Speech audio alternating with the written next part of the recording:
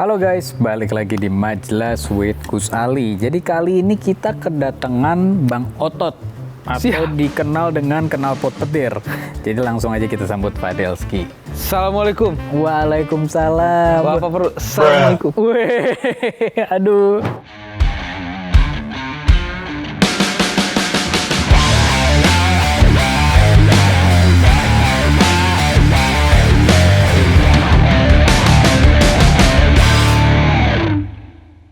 Kita gimana nih kabar nih? Lama nggak ketemu kita. Alhamdulillah. Jadi kabar istri sedang ngisi seperti antum ya. Waduh, insya Allah, masya Allah, masya Allah. Masya Allah. Masya Allah. Okay. Wah, jadi Fadel nih sekarang bukan anak Cinere lagi guys. Iya betul. Fadel nih sekarang Jaksel.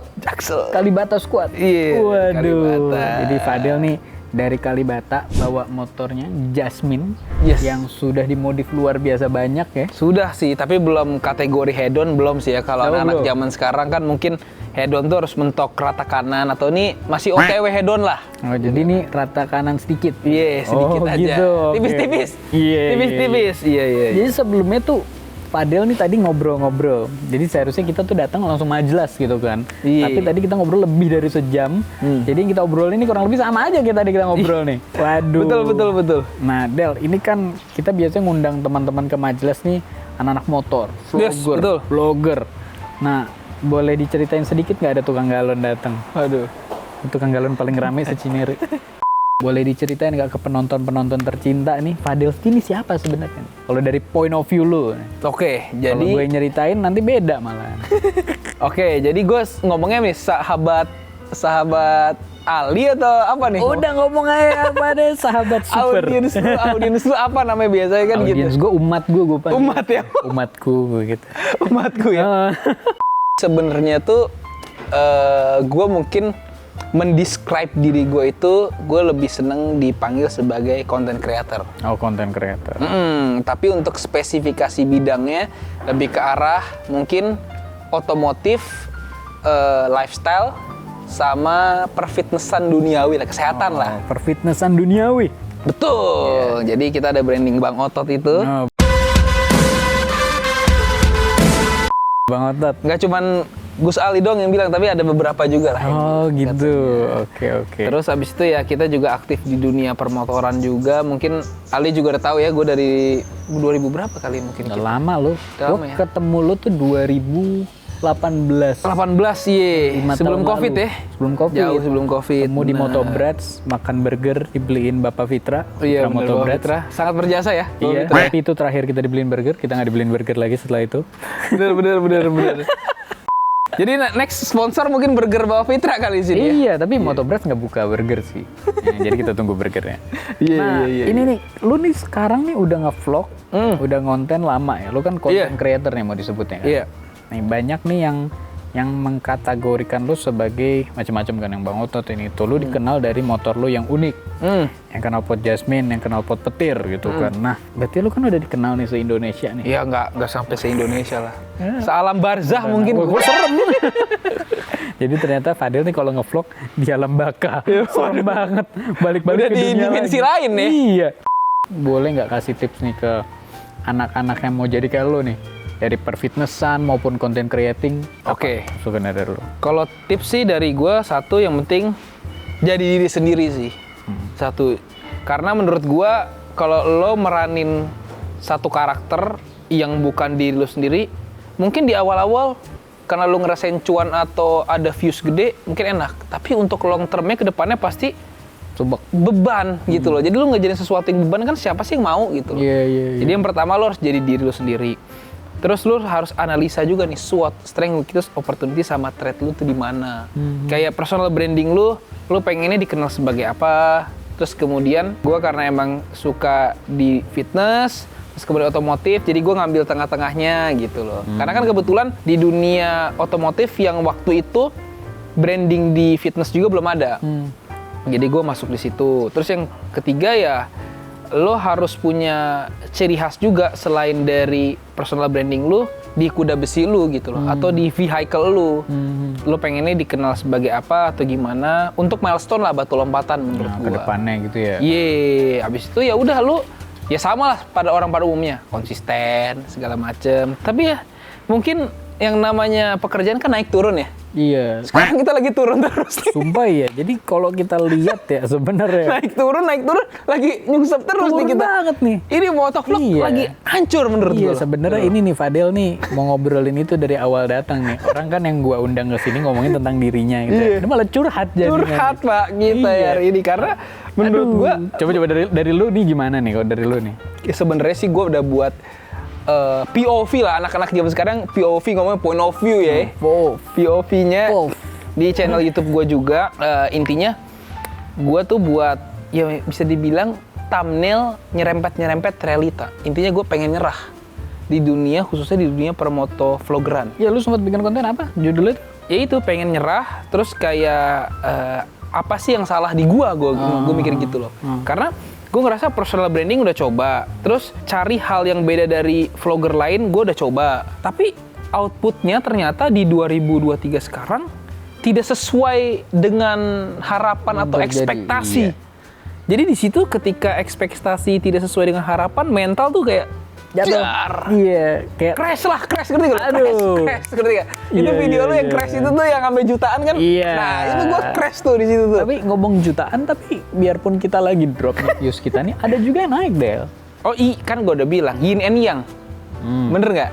Di satu ada yang turun, di satu sisi pasti ada yang naik. Berarti permotoran nggak bisa kita bilang jatuh banget dong? Oh enggak, maksud gua aja yang jatuh. Mungkin ada beberapa orang yang di track yang sama, tapi medannya nanjak terus. Aja, gitu lah maksud gua. Pakai enduro kali gitu. Iya, bisa jadi. Kalau kita mungkin masih belum enduro kali ya. Atau belum nemu jalannya ke enduro gitu lah maksud gua. Ya emang kalau ngeliat permotoran sekarang sih ada yang lagi naik gitu kan. Cuma gua ngeliat permotoran sekarang ya kalau dari pandangan gue, jadi kayak reality show. Gimana nih reality show, lo harus describe dulu reality show yang seperti apa. Jadi kayak ada yang berantem, ada yang ngomongin pacarnya ini, ada yang ngomongin problem keluarganya ini. Lah ini konten motovlogger namanya aja moto vlogging video, ya kan? Oke. Motonya itu mana? Gitu loh. Oke, lo nge-vlog di motor, tapi lo gibahin motovlogger lain. Gue lihatnya kok gini gitu loh. Walaupun ya kalau misalnya ada. Tapi memang orang Indonesia suka berbau gibah, Gus. Gak bisa dipungkiri. Emang penonton berbau gibah, drama. Penonton Indonesia rata-rata tuh kurang untuk menonton hal yang bagus menurut gue. Oke. Rata-rata. Berarti lu bilang motovlogger nggak bagus? Bukan bilang motovlogger bagus. Gue bilang audiens kita rata-rata sampah. Oke, betul. Gue berani ngomong ini karena menurut gue emang sampah. Oke. Lu lihat acara TV deh, lu tajam ya. Tapi lu bilang lu bisa berstatement mostly beberapa audiens itu seperti itu, berarti bukan beberapa, rata-rata. Iya. Berarti mungkin 80% ya? Enggak juga. Oh, enggak juga. Ini majalah Sweet Gusali, enggak usah mancing-mancing. Enggak, tapi emang kalau lu lihat konten-konten yang bermanfaat, lu lihat kayak TV-TV yang bahas tentang dokumentasi, yang bahas tentang self-development gitu ya misalnya. Iya, itu salah satunya. Habis itu yang kayak tentang masyarakat, gak bakal naik. Viewsnya rata-rata kalau ada problem. Iya benar. Iya kan, politik yang pas drama naik, pas tentang kesejahteraan masyarakat gak bakal naik. Nah, sama dengan motovlogging. Jadi yang bikin konten nggak salah.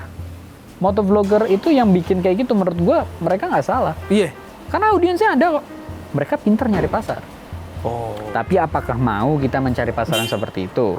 Yuk mari. Ya depends, balik lagi ke individual masing-masing sih menurut gue.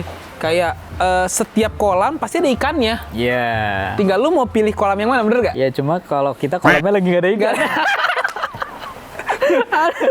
Ikan cere mungkin ya? Ikan cere nih. In the good way, in the halal track, tidak ada, maksud gue tidak harus ada effort yang tadi lu bilang drama-drama atau gimana. Kalau gue ya ngelihatnya ya, iya mereka naik personal branding, gue nggak tahu tuh. Ya itu akan berpengaruh. Contohnya kayak gini, ketika lu yang gue paling ingat konten lu itu pakai PCX jatuh. Bener gak? Itu fakta ya. Terus yang nonton jutaan. Iya, lupa gue berapa juta. Oke, jutaan. Nah, ketika lu jatuh dan kalau kita lihat di balik itu, ternyata kan itu menghasilkan duit juga dong. Enggak, masalah gini, konten gue jatuh, yang bikin naiknya sampai orang subscribe adalah bukan konten gue jatuh. Apa tapi? Tapi reaksi gue terhadap gue jatuh itu, saat gue jatuh, orang-orang mau ngebukin yang bikin gue jatuh. Oke. Gue bilang jangan, karena gue yang salah. Gue bilang karena ban gue licin. Oke. Habis itu orang-orang senang sama reaksi gue. Di situ gue baru memberikan point of view gue kenapa gue bersikap seperti itu di jalan raya. Tapi sekarang kan kita ngelihat rata-rata konten yang dibuat sama orang-orang jatuh maupun berantem, tidak jatuh, ada. berantem, ditangkap polisi. Iya, gitu. tidak ada apa ya? Tidak ada Manfaat. bukan manfaat sih, manfaat pasti ada, cuma tujuan. Oh, purpose-nya ya. Iya, gitu loh. Walaupun gue juga waktu crash bukan di-planningkan ya. Udah jatuh, kebetulan ngerekam ya udah upload aja gitu loh. Tapi kalau ngeliat sekarang nih semua orang yang ngonten kayak kok gini nih. Permotoran kok gini. Tapi rata-rata ya gue lihat rata-rata yang nonton motovlogger sekarang juga anak-anak. Iya. Yang belum tahu gitu loh. Mungkin masih gue bisa kategorikan bocil nggak sih? Enggak juga. Nggak juga ya? Lebih dari bocil mungkin. Lebih dari bocil ya mungkin ya. Ada beberapa lah yang lebih dari bocil. Oke. Tapi ya kembali lagi ya Del ya. Ya kalau kita lagi turun gini itu ya ini fase gitu kan. Yang penting kita tetap konsisten, tetap creating something new, something big, something better gitulah untuk diri kita sendiri. Kalau gue kembali lagi Gus Ali ya sudah jalanin aja dengan kualitas yang gue senang gitu loh. Oke, berarti jalanin aja ya. Jalanin aja. Seperti gue ngisi ikan perlahan. Gue nggak nunggu tuh ikan ada. Anjay. Keren banget kata-kata gue. Aduh, nah kalau dari lu sendiri gimana? Personal branding menurut lu tuh gimana? Sebenarnya kalau personal branding itu penting ya, khususnya di dunia perkontenan. Karena personal branding itu adalah salah satu bisa dibilang mirror pertama lah menurut gua.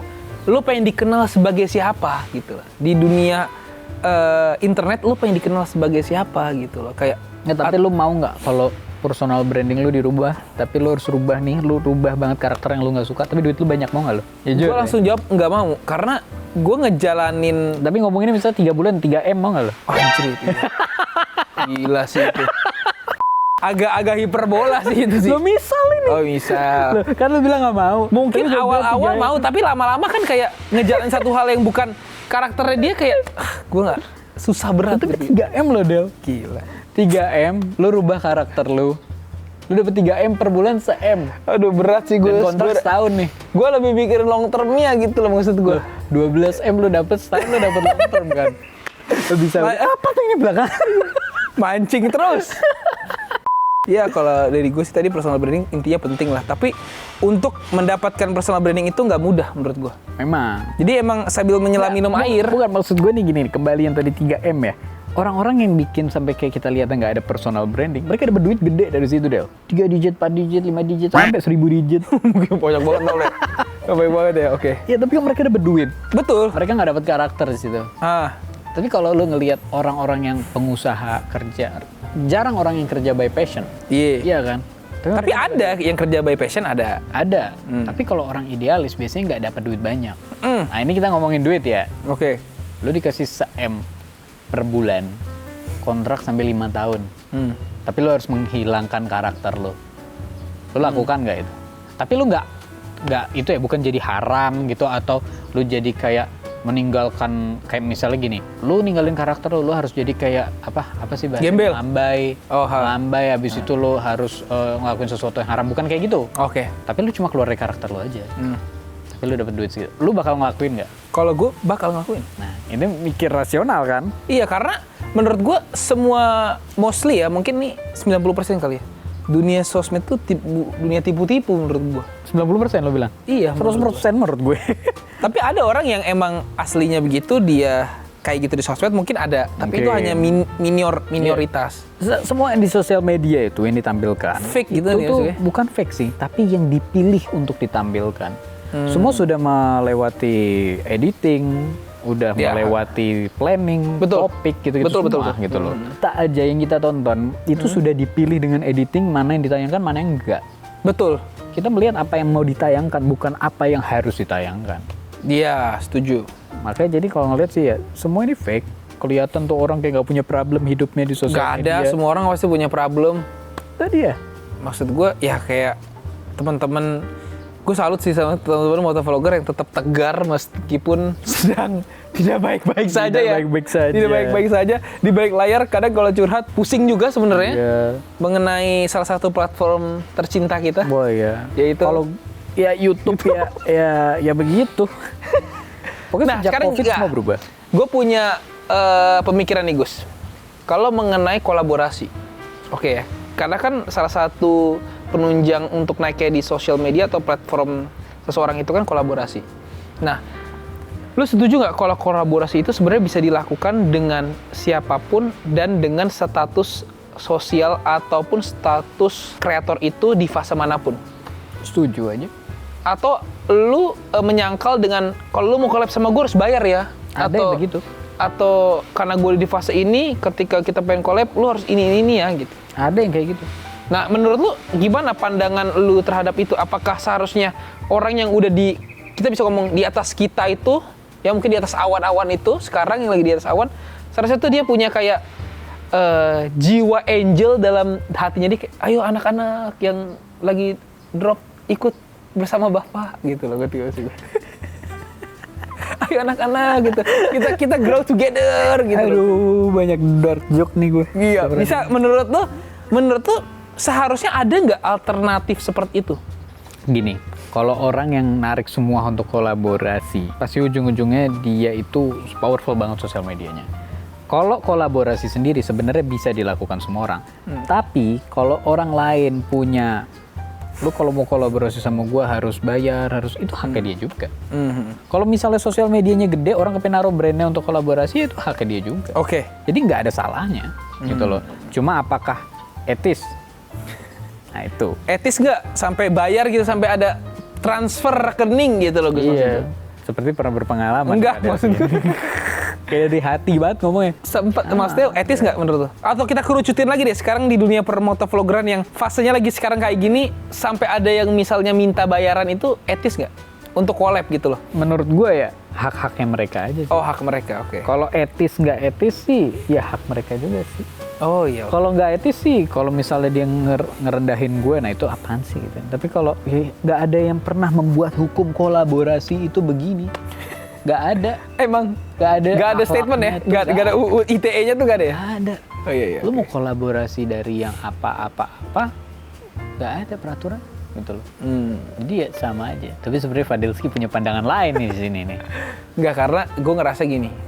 Mungkin untuk beberapa orang, bukan gue ya, tapi ketika lu udah reach di level tertentu, lu ngerasa kayak mungkin lu udah dewa gitu.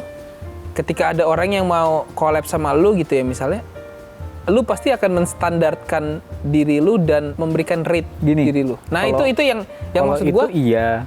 Tapi kan di satu sisi kita bukannya di dunia perkontenan harus saling bersinergi. Memang, cuma harus sesuai juga. Gue pernah diajak kolaborasi yang gue tolak. Hah? Pernah. Gara-gara kita mau collab gini-gini, wah gue udah semangat. Mereka nggak ada sosial media, nggak kuat. Mereka mau ngangkat apa waktu itu lupa gue. Gue semangat, ayo aja ngomongin motoran kok. Tapi mereka minta gue nyiapin kru, gue harus ke tempat mereka, gue harus nyiapin alat-alat. Lah, kolaborasi kok kayak gitu, nggak mau gue tolak. Nah, yang nggak etis siapa tuh? Padahal mereka yang ngajak, gue udah approve. Dianya berarti ya? Nah, gitu kan. Jadi kan banyak faktor kan. Benar, banyak faktor. Gitu loh, jadi emang nggak bisa kita lihat black and white aja untuk semua ini. Betul. Fadilski. Oke. Sebelum kita tutup nih video ini nih, pandangan lu tentang permotoran sekarang dan yang lu harapkan nih, gimana nih Del ke depannya? Yang lu harapkan permotoran sekarang dan per-YouTubean sekarang bagaimana? Kalau menurut gue sih pandangan di dunia permotoran sekarang, mungkin sekarang fasenya di mana anak-anak baru atau sultan-sultan baru ini tiba-tiba bermunculan dari arah mana-mana, haus akan pengakuan dan spotlight. Nah, menurut gue ya. Dan kalau kita nggak ngikutin pace atau nggak ngikutin tren sekarang, mungkin kita bisa kesalip Gus sama orang-orang yang gue kategorikan newcomer ini atau pendatang baru. Betul. Kalau lu tetap idealis ya lu bakal stuck di situ aja. Bakal kalah. Jadi ya menurut gue adalah fasenya di mana kita pelan-pelan harus adaptasi di fase permotoran sekarang. Tapi jangan terlalu terbawa arus aja. Karena kita harus tetap tahu nih standarisasi hidup kita gimana, prioritas di hidup kita tuh apa. Apakah emang harus modif motor doang, riding doang tiap hari, atau ada kegiatan lain gitu lah maksudnya. Itu juga harus dipikirkan. Ya harapannya sih semoga ya tadi sih yang gue pengenin, seharusnya tuh kayak ada satu wadah atau mungkin orang-orang yang udah centang biru itu mungkin ya, yang nggak beli intinya di luar sana. Ya di luar sana yang nggak beli itu, mereka buat movement untuk bersinergi dengan para kreator-kreator yang kategorinya mikro atau OTW makro gitu loh. Jadi gue tahu lu pasti akan stuck juga di satu poin kayak, oke, rutinitas lu ini, terus lu butuh satu hal yang baru, satu point of view yang baru. Nah itu makanya lu harus gandeng gitu loh maksud gue. Jadi tapi itu bisa terjadi kalau memang ada kesadaran dari individunya sendiri. Karena orang itu pasti susah berubah atau bertindak kalau dia di zona nyamannya dia, Gus. Ya kalau gue udah nyaman di atas, ngapain gue lihat ke bawah, ngerti nggak? Mayoritas orang seperti itu. Tapi ada juga yang, mana sih, siapa sih tuh di bawah masih deh, sini deh. Gue berharap orang-orang yang ngelihat kayak gini narik elu, narik ini saat kita bareng-bareng gitu ya, itu lebih banyak gitu nggak mas gue. Kesadaran itu sih pertama timbul dulu kesadaran nih, baru nanti dari kesadaran jadi tindakan. Tuh. Menurut gue itu sih. Wah mantap. Gila guys, kalau udah ngobrol sama Fadelski tuh mana-mana kita ngobrol ya. Jadi mudah-mudahan ya permotoran sekarang bisa naik lagi dan bisa mantap lagi ya. Mantap lagi bener. Masya Allah. Wah, Masya Allah. Del, makasih nih waktunya nih. Siap, sama-sama Gus. Sini ngobrol-ngobrol. Jadi kapan nih kita dual vlog? Kan kolaborasi, apa gak diterima nih gua kolaborasi nih? Mungkin dual vlog bisa di-schedulekan lah, masih aman lah sebelum lahiran. Oh, belum lahiran. Sebelum lahiran. Mantap. Insyaallah lancar. Insyaallah. Lahirannya lancar semua. Antum, insyaallah. Mantap. Del, thank you ya Del ya. Thank you sama-sama Gus. Thank you. Sukses selalu. Mantap. Oke guys, jadi itu sedikit pembahasan kita bersama Fadelski. Jadi ini adalah Majelas with Fadelski. Jangan lupa mampir ke sosial medianya Fadelski yang ada di deskripsi. IG lo apa namanya? @Fadelski. @Fadelski, dan tentunya sampai jumpa di video selanjutnya. Goodbye. Masya Allah.